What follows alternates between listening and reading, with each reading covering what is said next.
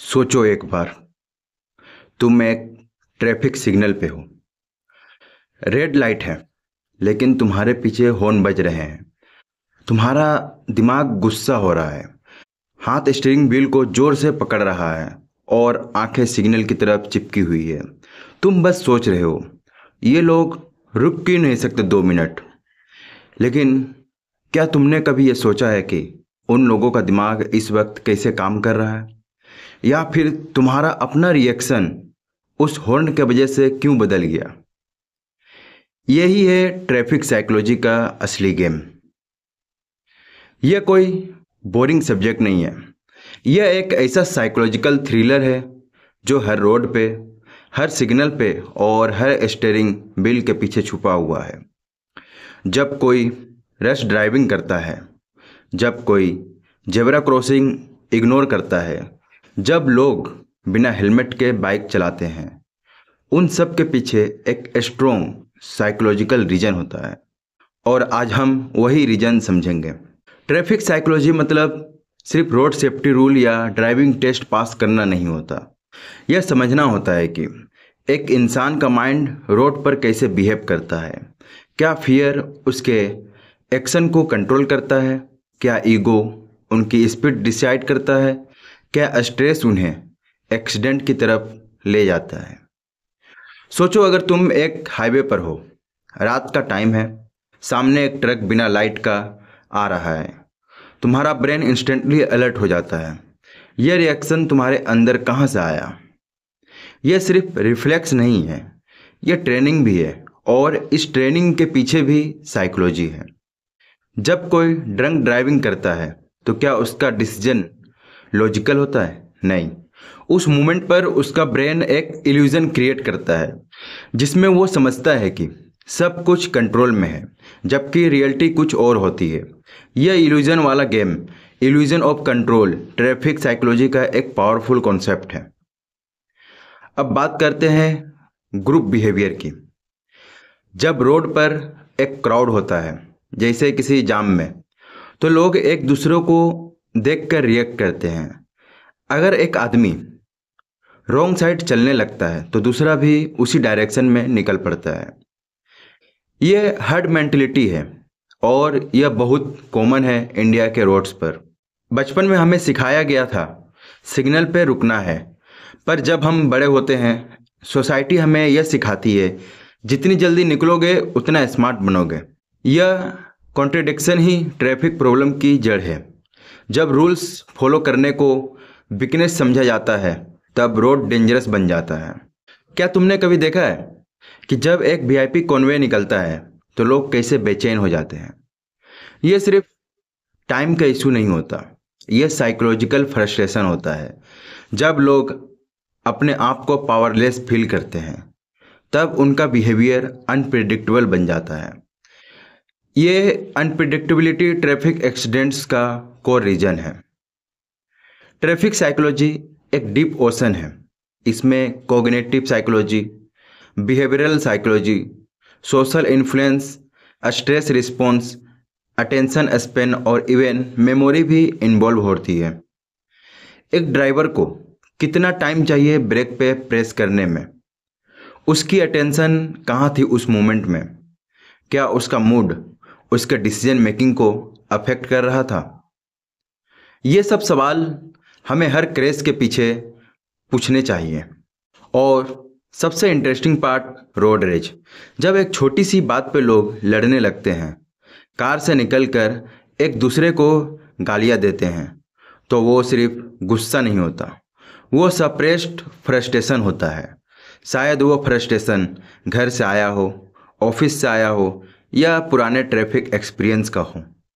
Road उन emotions का explosion point बन जाता है।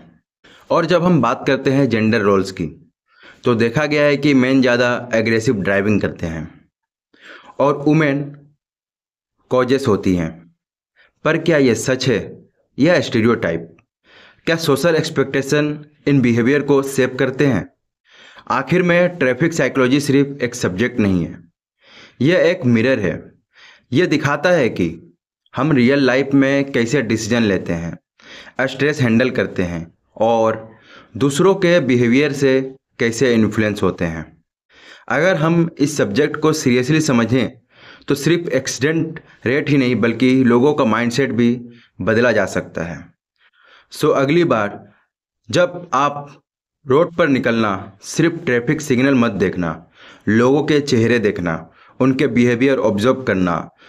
आपको हर रोड एक साइकोलॉजी लैब लगेगा। तो चलिए एक रियल सीन लेते हैं।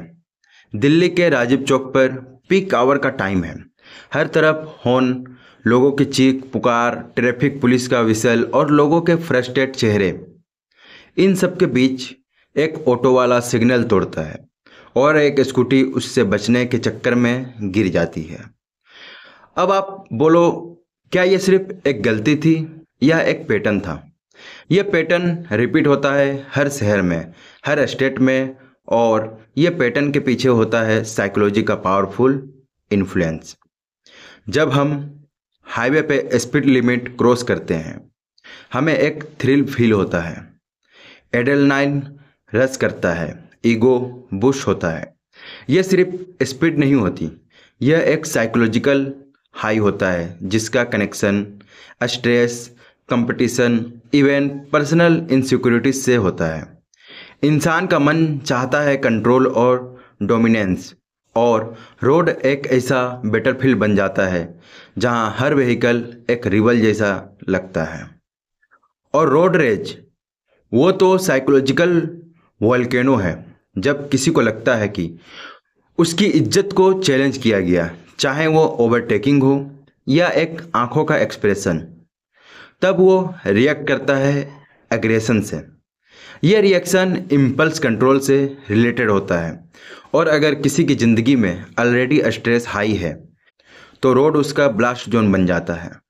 अब चलते हैं एक और साइकोलॉजिकल जोन में, ट्रैफिक वायलेशन और गिल्ट।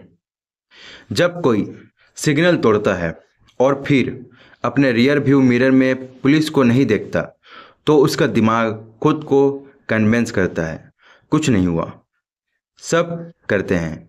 इसे कहते हैं रेशनलाइजेशन। यह एक डिफेंस मैकेनिज्म है जिसे इंसान अपने गलत काम को सही साबित करता है। रोड पर यह बिहेवियर कॉमन है और इसी वजह से लोग बार बार सेम मिस्टेक रिपीट करते हैं। एक और इंटरेस्टिंग एंगल है लर्निंग बिहेवियर। अगर एक बचपन में देखता है कि उसका पापा रेड लाइट पे बिना रुके चले जाते हैं तो उसका माइंड में यह सेट हो जाता है कि रूल ब्रेकिंग एक्सेप्टेबल है। जब वो बड़ा होता है वो भी वही करता है। इसे कहते हैं ऑब्जर्वेशनल लर्निंग। रोड पर ज़्यादातर लोग ड्राइवर्स स्कूल से नहीं बल्कि दूसरों के बिहेवियर से सीखते हैं। क्या आप जानते हो कि कुछ लोग कॉन्शियसली रेड लाइट पे रुकते हैं लेकिन उनका माइंड तब भी रेस्टलेस होता है। उन्हें लगता है कि वो टाइम वेस्ट कर रहे हैं। ये इम्पिटेंस उनकी प्रोडक्टिविटी एक्सपेक्टेशन से लिंक्ड होती है। सोसाइटी ने हमें सिखाया है fast is smart, slow is loser, और इसी फास्ट कल्चर ने रोड सेफ्टी को कैजुअलिटी बना दिया है। और जब हम जेंडर साइकोलॉजी की बात करते हैं तो कुछ स्टीरियोटाइप्स ब्रेक होते हैं। मेन एग्रेसिव होते हैं पर वुमेन भी इमोशनल प्रेशर में गलत डिसीजन लेती है। जब एक मदर अपने बच्चे को स्कूल छोड़ने जा रही होती है और लेट हो जाती है तो वो जल्दी में रिस्क ले सकती है। इमोशंस रोड डिसीजन को शेप करता है। फियर, लव, एंगर, गिल्ट सब स्टीयरिंग व्हील के पीछे काम करते हैं। ग्रुप डायनामिक्स भी ट्रैफिक साइकोलॉजी में मेजर रोल प्ले करता है। जब एक जाम लगता है और लोग चिल्लाने लगते हैं तब पैनिक या इरिटेशन कॉन्टेगियस हो जाता है। एक का मूड दूसरे को इन्फ्लुएंस करता है। इसे कहते हैं इमोशनल कॉन्टेगिएशन। कभी कभी एक काम पर्सन भी एंग्री बन जाता है सिर्फ इसलिए क्योंकि आसपास के माहौल स्ट्रेस से भरा होता है। और अब बात करते हैं अटेंशन स्पैन की। आज के ज़माने में डिस्ट्रैक्टेड ड्राइविंग एक बड़ी समस्या है।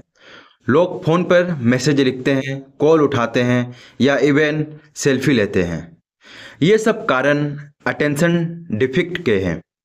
जब ब्रेन मल्टीटास्किंग करता है तब रिएक्शन टाइम कम हो जाता है। सिर्फ 2 सेकंड का डिस्ट्रैक्शन एक जान ले सकता है। एक और एलिमेंट है ड्राइविंग फटीग। जब कोई लंबी ड्राइव के बाद टायर्ड होता है तो उसका फोकस और डिसीजन मेकिंग ड्रेस्टिकली गिर जाता है। यह साइकोलॉजिकल और न्यूरोलॉजिकल फटीग होती है जिसमें ड्राइवर अलर्ट नहीं रहता। इसलिए रोड सेफ्टी कैंपेन में रेस्ट का कॉन्सेप्ट इंट्रोड्यूस किया जाता है। और जब हम अर्बन वर्सेस रूरल ड्राइवर्स की बात करते हैं तो यह भी एक साइकोलॉजिकल डिवाइड क्रिएट करता है। अर्बन ड्राइवर्स ज़्यादा इम्पेंस होते हैं क्योंकि उनकी लाइफ फास्ट पेस्ड है। रूरल ड्राइवर्स रिस्क लेते हैं क्योंकि उनकी रोड्स ज़्यादा एम्प्टी होती है। इन्वायरमेंट साइकोलॉजी भी ड्राइविंग बिहेवियर पे असर डालती है। क्या आपने कभी ये ऑब्जर्व किया है कि जब कोई प्रीमियम कार हॉर्न करती है तो लोग जल्दी रास्ते देते हैं और जब एक स्कूटर हॉर्न बजाता है तो लोग इग्नोर कर देते हैं? ये क्लास बेस्ड साइकोलॉजिकल बिहेवियर है। लोग अनकॉन्शियसली स्टेटस बेस्ड रिस्पॉन्स देते हैं। यह भी ट्रैफिक साइकोलॉजी का पार्ट है। हर रोड पर हर व्हीकल के अंदर एक साइकोलॉजिकल मूवी चल रहा होता है। हर पर्सन का पास्ट, उसका मूड, उसके सपने, उसका स्ट्रेस सब उसकी ड्राइविंग को शेप करता है। जब हम सिर्फ ट्रैफिक रूल से रोड मैनेज करने की कोशिश करते हैं तो हम असल प्रॉब्लम से नज़र हटा लेते हैं, इंसान के दिमाग से। ट्रैफिक साइकोलॉजी हमें यह सिखाता है कि रोड एक रिफ्लेक्शन है सोसाइटी का। अगर हमें रोड सेफ बनाना है तो पहले माइंड को सेफ बनाना पड़ेगा। रूल्स के साथ इमोशंस और साइकोलॉजी का फ्यूजन ज़रूरी है। तो अगली बार जब आप कार में बैठो या बाइक पर निकलो, सिर्फ एक्सेलेटर और ब्रेक मत देखो। अपना दिमाग समझो और सामने वाले का बिहेवियर डिकोड करने की कोशिश करो। आपको रोड एक लाइफ साइकोलॉजिकल पजल लगेगा जिसका सॉल्यूशन आपके हाथ में है। आपका सफ़र अभी यहाँ ख़त्म नहीं हुआ है। अब चलते हैं रोड के उस हिस्से में है जहाँ आंखें तो देखती हैं पर दिमाग काम नहीं करता, जहाँ ब्रेक से पहले परसेप्शन होता है और हर एक्सीडेंट के पीछे एक इनविजिबल मेमोरी लूप छुपा होता है। सुबह के 8 बज रहे हैं, आप ऑफिस जा रहे हो। आपका दिमाग ऑलरेडी एक मीटिंग का स्लाइड्स के बारे में सोच रहा है। तभी एक साइकिल वाला अचानक आपके सामने आ जाता है। आप ब्रेक मारते हो, बच जाता है, लेकिन आपका दिल 1 सेकंड के लिए रुका था ना। ये होता है attention failure with visual overload. आज के शहर नियॉन बोर्ड्स, फ्लैशी होर्डिंग्स और मोबाइल स्क्रीन से भरे हुए हैं। जब ब्रेन को एक साथ इतना ज़्यादा इनपुट्स मिलते हैं तो सिलेक्टिव अटेंशन एक्टिवेट होता है। इसका मतलब आप सिर्फ वही चीज़ देखते हो जो आपका दिमाग डिसाइड करता है इम्पोर्टेंट है, बाकी सब बैकग्राउंड में चला जाता है। और इसी में होती है एक्सीडेंट की एंट्री। अब इसे एक एग्जांपल से समझते हैं। आप सिग्नल क्रॉस कर रहे हो, आपका दिमाग सिर्फ ग्रीन लाइट पे फोकस्ड है, पर आपका ब्लाइंड स्पॉट में एक लड़का रोड क्रॉस कर रहा है। आपने उसे नहीं देखा क्योंकि आपका अटेंशन एक ही पॉइंट पे लॉक्ड था। इसे कहते हैं इनेंशियल ब्लाइंडनेस। यह रोड के सबसे साइलेंट किलर में से एक है। अब बात करते हैं एक्सीडेंट मेमोरी लूप्स की। क्या आपने कभी सुना है कि एक बार एक्सीडेंट होने के बाद कुछ लोग वही जगह से गुजरना अवॉइड करते हैं या उनका हाथ ब्रेक पर बार बार चला जाता है? यह उनका सबकॉन्शियस मेमोरी लूप होता है। जब कोई ट्रॉमेटिक इवेंट होता है, ब्रेन उस जगह, टाइम और सिचुएशन को रिकॉर्ड कर लेता है बिना पूरे सेंस के, और अगली बार जब वहाँ वैसे ही सीन दिखता है, ब्रेन ऑटोमेटिक रिएक्शन देना शुरू करता है, चाहे वो डेंजर हो या ना हो। इसे भी एक एग्जांपल से समझते हैं। एक ड्राइवर जिसका एक्सीडेंट एक फ्लाईओवर पर हुआ था, वो हर फ्लाईओवर पे स्पीड स्लो कर देता है, चाहे पीछे से कोई हॉर्न मार रहा हो। उसका ब्रेन उस मोमेंट को दोबारा जी रहा होता है। फ्लैशबैक इन मोशन, ये पीटीएसडी का माइंड फॉर्म हो सकता है जिसमें ट्रैफिक भी ट्रिगर बन सकता है। अब आते हैं रोड डिजाइन और साइकोलॉजिकल बिहेवियर पर। क्या आपने कभी सोचा है कि कुछ रोड्स पे लोग ऑटोमेटिकली स्लो हो जाते हैं और कुछ रोड पे बिना रीजन के स्पीड कर देते हैं? ये सिर्फ रोड का स्लोप या सरफेस नहीं है, ये साइकोलॉजिकल इंजीनियरिंग का रिजल्ट होता है। इसे एक एग्जांपल से समझते हैं। एक कर्व्ड रोड जिसका एंगल 60 डिग्री है और उसके दोनों साइड पे ट्रीज हैं, वो नेचुरली एक टनल जैसा फील देता है। ब्रेन इसे रिस्क जोन के रूप में परसीव करता है, लोग वहाँ स्लो चलते हैं। लेकिन एक वाइड स्ट्रेट रोड बिना डिवाइडर के ब्रेन को एक रेस ट्रैक जैसा फील देता है और बिना सोचे समझे फुट प्रेशर एक्सीलेटर पे बढ़ जाता है। ये साइकोलॉजी कहता है रोड डिजाइन इंसान के अनकॉन्शियस बिहेवियर को साइलेंटली गाइड करता है। इसलिए flyovers, speed breakers, zebra crossings और सिग्नल की पोजीशन सिर्फ टेक्निकल डिसीजन नहीं होते, ये मेंटल मैप्स क्रिएट करने का काम करते हैं। और यह भी सच है, जब डिज़ाइन कन्फ्यूजिंग होता है, जैसे लेन मार्किंग वेगी हो, साइन अनक्लियर हो या रोड अनइवन हो, तो ब्रेन फटीग डेवलप होता है। ड्राइवर को हर सेकेंड कॉन्शियसली डिसीजन लेना पड़ता है। यह कॉग्निटिव लोड बढ़ा देता है और गलती होने का चांस भी। अब बात करते हैं इमरजेंसी ब्रेकिंग और रिएक्शन टाइम साइकोलॉजी पर। एक एवरेज ह्यूमन का रिएक्शन टाइम होता है 1.5 सेकेंड, मतलब जब आंखों ने देखा और पैर ने ब्रेक दबाया उसमें 1.5 सेकेंड लग जाता है।